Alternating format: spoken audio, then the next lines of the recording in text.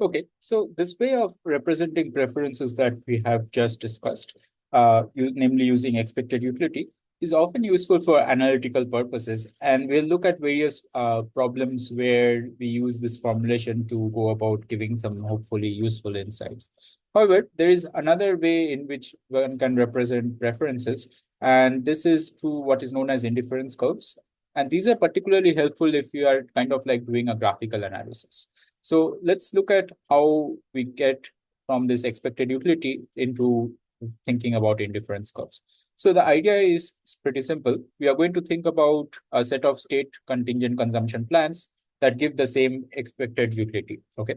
And if that is the case, then we are going to say that the consumers should be indifferent between these different points because they give the same amount of satisfaction, if you like, right? So let's consider how this plays out in the context of this demand for insurance for a risk-averse individual, right? So remember, we were discussing this insurance problem where we had discussed the feasible set, the set of choices that are open to the consumers, but we haven't yet discussed graphically about how would you represent preferences in the same graph.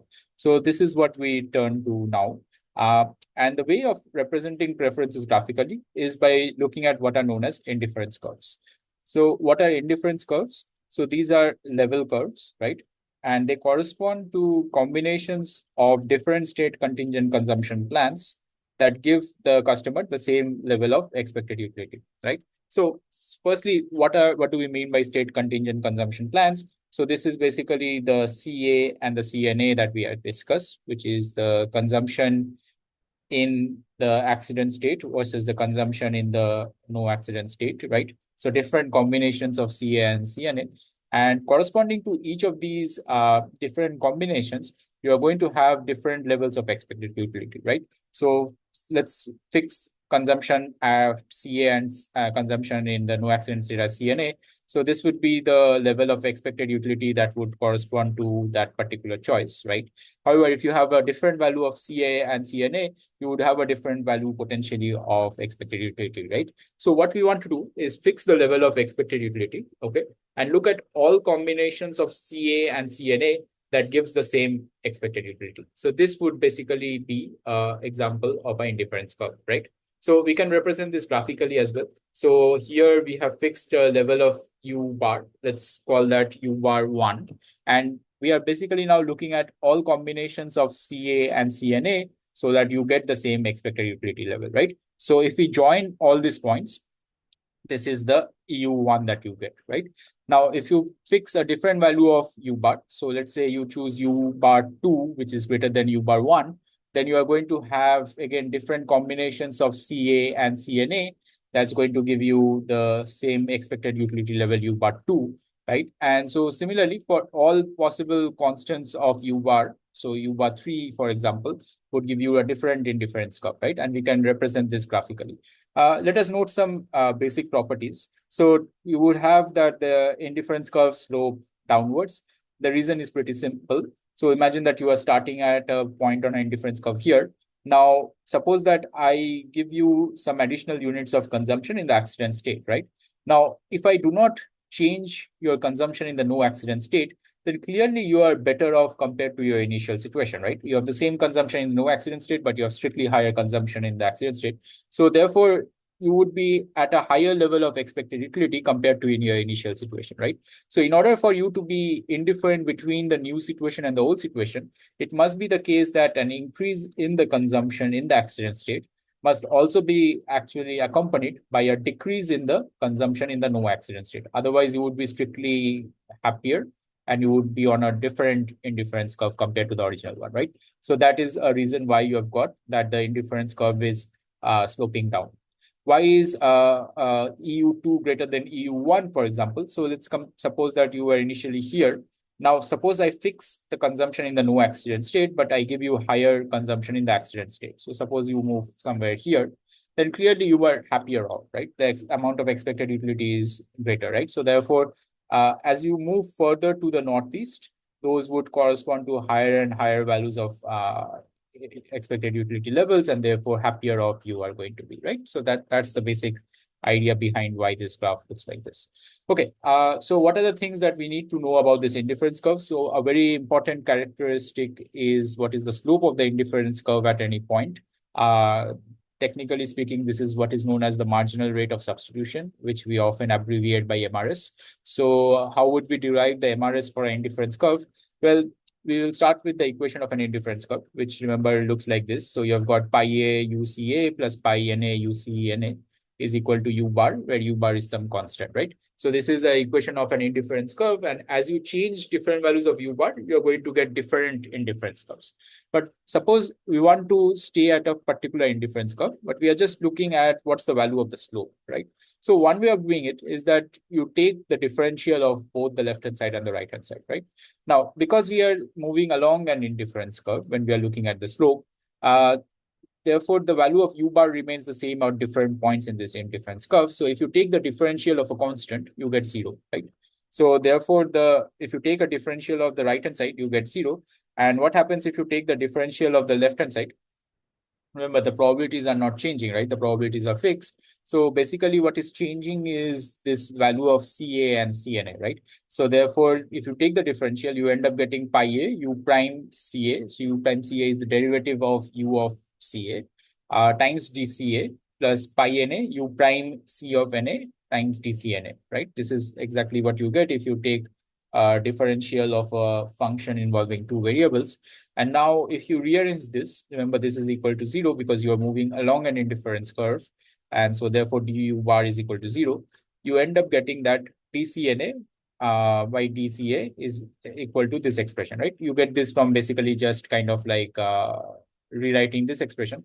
So something new here is this mu CA and mu CNA. What is this expression? Well, actually, if you had rewritten this expression, you would have got that DCNA by DCA would have been equal to negative of pi A U prime CA divided by pi NA U prime CNA. So this U prime CA, which is basically the derivative of this U function with respect to its variable, is what is known as the marginal utility, right? So if you take the derivative of the utility function, that's what we call marginal utility in economics and in finance, right?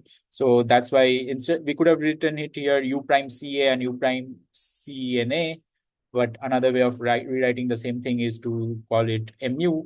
So MUX by definition is equal to U prime X, and this is the marginal utility at consumption level X, right? So this is how we can derive the slope of this indifference curve.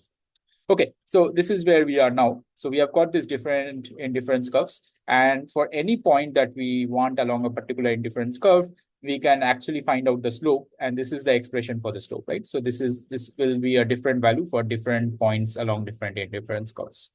Okay, so how do we now actually get to choice and uncertainty? So we have all the ingredients. We have figured out what's the set of affordable plans, right? So this is the budget constraint that we had from before. These are the affordable plans that we have. And we also have the slope of the budget constraint. So this is this negative of gamma by 1 minus gamma. So this is the absolute value of the slope that is written here.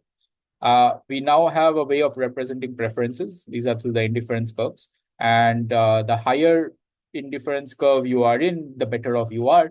So your objective is to kind of like among the set of feasible points, what's the highest possible indifference curve that you can get, right? And if you stare at this picture a bit more, you'll realize that basically the highest point is going to come at a point where the indifference curve is basically tangent to this intertemporal budget constraint that you have here, right? So this would be the point where you have the highest possible utility given your set of different options that are available. By the way, implicitly, we are making some assumptions, right? So for example, we are assuming interior solution and so on. So for now, assume that those are true, okay?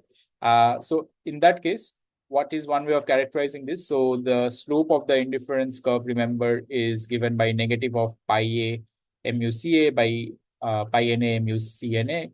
And the slope of the budget constraint is minus gamma by 1 minus gamma. So if you cancel out the minuses, this is the characterization of this point, right? Where your utility is maximized and you are basically the happiest among the points that are allowed to you, right? So this is one characterization. So let's look at the application of this characterization. let's consider the world where entry in this insurance industry is free, right? What that means is any firm that wants to enter can enter. And one of the implications of free entry is that you're going to end up with a situation where the expected economic profit is going to be equal to zero, right? Why is that the case? Because if it's greater than zero, then you will have more firms entering. And as more firms enter and compete with each other, that is going to drive down the profit to zero. Now, one thing that you might be thinking of is that if profit is zero, why are these firms actually operating? So here the keyword is it's economic profit and not accounting profit. And with the basic difference is that this takes into account your outside options and so on. So when one says that your expected economic profit is equal to zero, what it means is that your profit is equal to whatever is your next best outside option, right?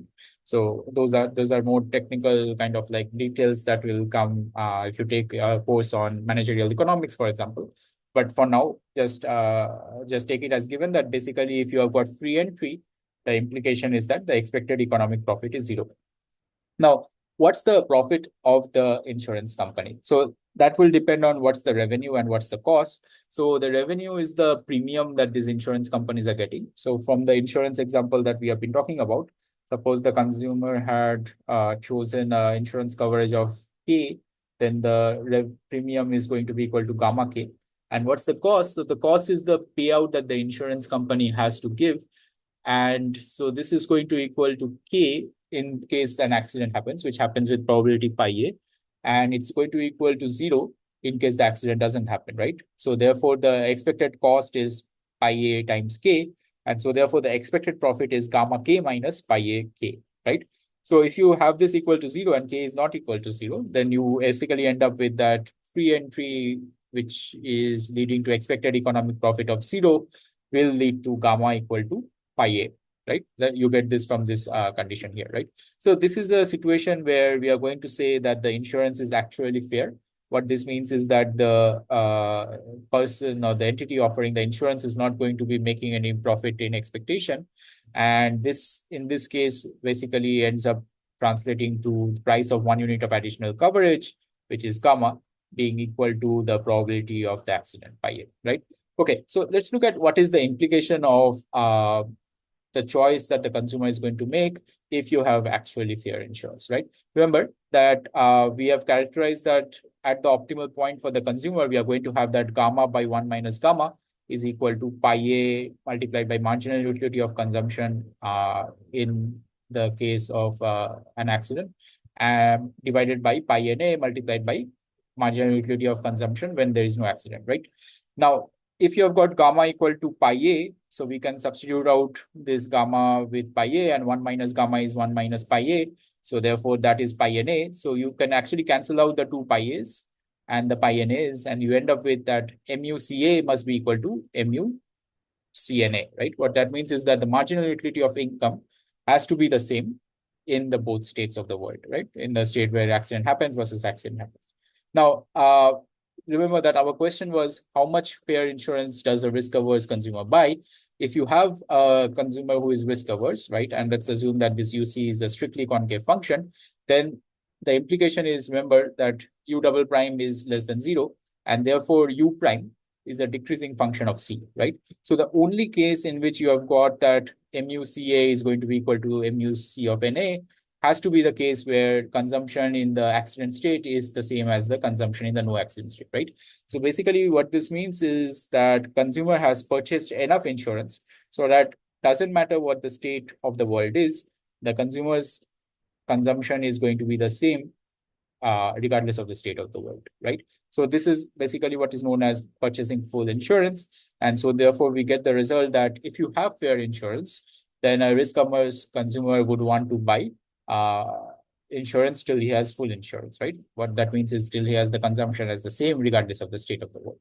Now, notice that this result is not necessarily true if you have got the insurers making positive expected profit, in which case you actually will end up with this expression not equal to zero, but strictly greater than zero. So that gamma is equal to pi a. You can go through the same analysis as before, and you can show that in this case, actually, you are going to end up with a situation where CA is not equal to CNA. In fact, CA is going to be strictly less than CNA, right? So in this case, the consumer is going to buy less than full insurance, right? Okay, so this is our introduction to choice under uncertainty. And this is the main reference we have used in this part of the lecture, which is this book on microeconomics by Halvarian. So there's a lot to unpack here. I encourage you to kind of like go a bit more slowly through the material here, but we are going to again come back to this topic next week, when we are going to be actually working out a few practice problems, and we are going to be looking at different implications of what we have discussed so far in terms of risk sharing and so on, and what are the important barriers to think about insurance markets, right? So we'll continue on this topic in more details, especially with more worked out problems. So in case this appears a bit complicated, do not worry. We are going to come back to this topic again. But as a first introduction, to make sure that you understand how this budget constraints and how this way of representing preferences work.